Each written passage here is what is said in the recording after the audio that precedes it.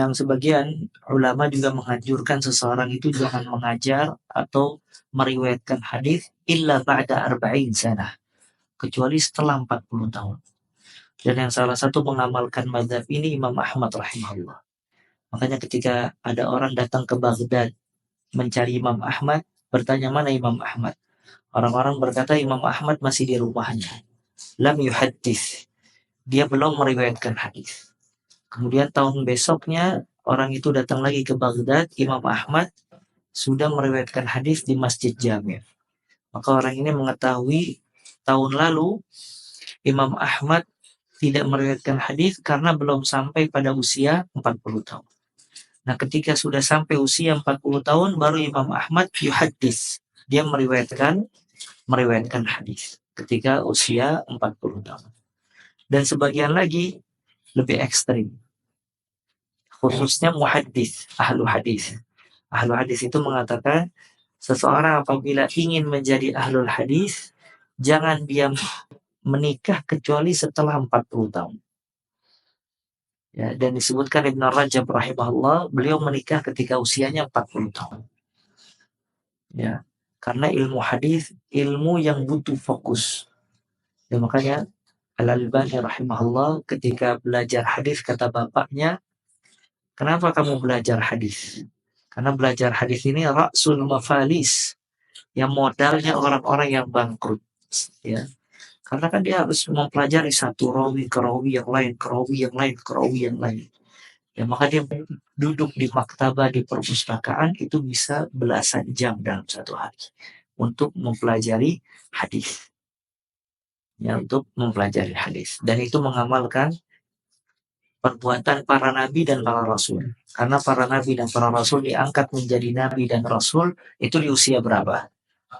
40 tahun. Ya, kata para ulama, kenapa 40 tahun? Semua para nabi, para rasul menjadi nabi dan rasul ketika usia arba'in. Usia 40 tahun. Usia 40 tahun ini usia kesempurnaan seseorang. Kesempurnaan akalnya, kesempurnaan kepribadiannya. Kesempurnaan waktunya itu ketika di usia 40 tahun. Nah, setelah dari usia 40 tahun, itu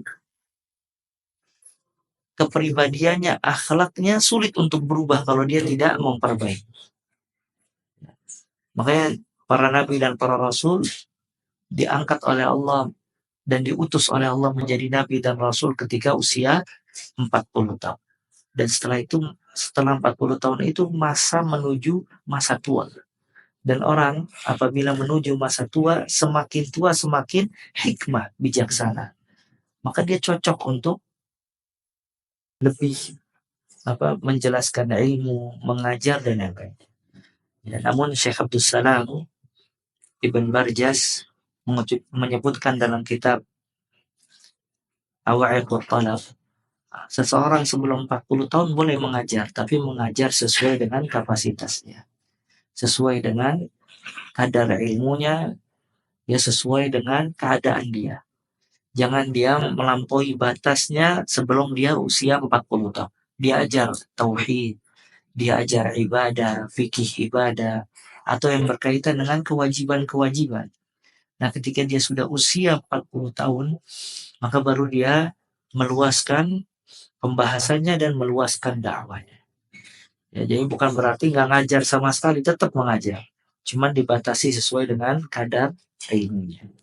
Yang sebelum 40 tahun. Dan juga sinnu ta'sil, kata para ulama, usia belajar itu usia sebelum 40 tahun.